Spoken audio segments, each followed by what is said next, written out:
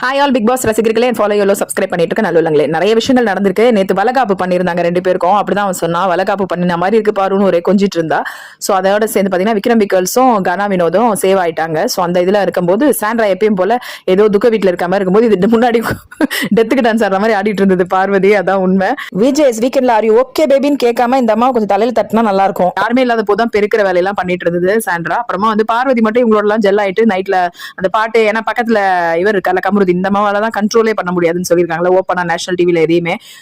இந்த மாதிரி பாரு எப்படி படுத்துட்டு இருக்கு பாருங்க. அவங்க எல்லாம் வந்து அங்க பாட்டு பாடிட்டு இருக்காங்க, இது அங்க சத்தமா இருக்குன்னு சொல்லிட்டு வெளியில வந்து நீட்டா அது மாதிரி சொல்ல போனோன்னு அது மாதிரியே படுத்து தூங்கிட்டு இருந்தது வெளியில சாண்ட்ரா. அதுக்கப்புறம் வந்து பார்வதி கூட வச்சு சுபிக்ஷா பக்கத்துல நின்று சுபிக்ஷாவை வெட்டி விட்டாங்க. இதே வந்து நிக்குதுன்னு எஃப்ஜே ஒரு விஷயம் சொல்லியிருந்தாங்க. சுபிக்ஷா வந்து எல்லா சீசனையும் பார்த்ததுனால, எல்லா பிக் பாஸ் எல்லாத்தையும் பார்த்ததுனால இந்த வின் ஆனவங்க எல்லாம் எல்லாரும் வந்து எல்லாரும் கூட ஆரி ஃபார் எக்ஸாம்பிள் அந்த மாதிரி திருத்திவிக்காரங்க வந்து பக்கத்துல நிப்பாங்கல்ல, எந்த பிரச்சனை ஆனாலும் அப்படி அந்த மனசுல யாரோ மாயை ஏற்படுத்துறாங்க. இந்த மாதிரி டைட்டில் வின் பண்ண போறாங்க அப்படி போய் நின்னுட்டே இருந்தாங்க. ஓட்டிங் லிஸ்ட்ல ஆதிரை தான் லாஸ்ட்ல இருக்காங்க எப்பயும் போல. பண்ண செய்கை அப்படி இப்ப மட்டும் சைலண்டா இருந்துட்டாங்கன்னா இப்போ ஒரு ஃபேக்கா ஒரு கேரக்டர் அவங்க காமிக்கிறாங்க, ப்ரொஜெக்ட் பண்றாங்க. நான் இதுதானே. சோ அதே மாதிரி கானா வினோத் வந்து பாட சொல்லி கொடுக்கறதும், சபரி வந்து அரோராவோட ரொம்ப கியூட்டா இருக்கு அந்த மொமெண்ட்ஸ் எல்லாம் அந்த மாதிரி போயிட்டு இருக்கு.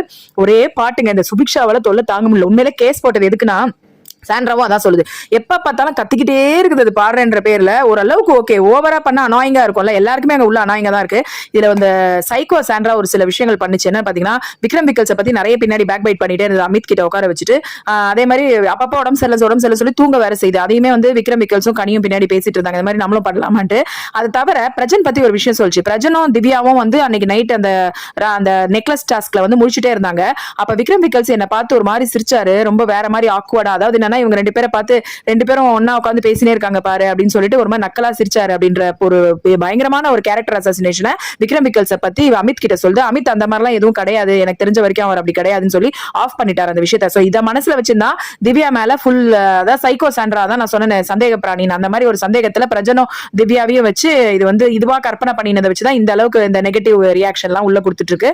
அப்புறம் கமருதீன் வந்து மைக் போடலன்னு சொல்லி டாஸ்க் இல்ல எல்லார பத்தியும் புகழ்ந்து சொல்லி இது ஒரு உள்ள பக்கம். ஐயோ இந்த பார்வதி வந்து ட்ரெஸ்ஸும் சரியில்லை, ஆடுறதும் சரியில்லை, நல்லது பத்தி சொல்லு அப்படின்னு எல்லாரும் பத்தி சொல்லும்போது பார்வதி கிட்ட போய் என்ன தெரியுமா, அதுக்கு வந்து அமித்தும் சாண்ட்ராவும் தான் சாட்சி. ஆனா அவங்களுக்கு பிடிக்கும் அது செய்யறது, பட் என்ன பண்ண முடியும் தலையத்துன்னு பாத்துட்டு இருந்தாங்க. கொஞ்சிக்கின்னு சீக்கிரம் நீ ஒரு குழந்தை குணம், சீக்கிரமா உனக்கு ஒரு குழந்தை கிடைக்கட்டும் அப்படின்னு சொல்லிட்டு ஒரே திருப்பி கொஞ்சம். ஆனா நைட் எல்லாம் வந்து இவனோட பேச மாட்டேன்லாம் சாண்ட்ரா கிட்ட சொல்லிட்டு இருந்தது பார்வதி.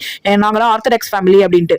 ஆர்த்தடாக்ஸ் ஃபேமிலி யார் சொல்றதுன்னு விவசாயில போயிடுச்சுங்க. இப்பெல்லாம் கமருதீனாவது ஓப்பனா வந்து நான் ஃபேக் கண்டென்ட் தான் பண்றேன்னு சொல்லிட்டு அமித் கிட்ட வந்து செட் ஆகாது இந்த கேரக்டர்லாம் சொல்லியா பேசலாம். இது பின்னாடி சாண்ட்ரா கூட கமருதீனை பத்தி அவ்வளவு கேவலமா பேசுது.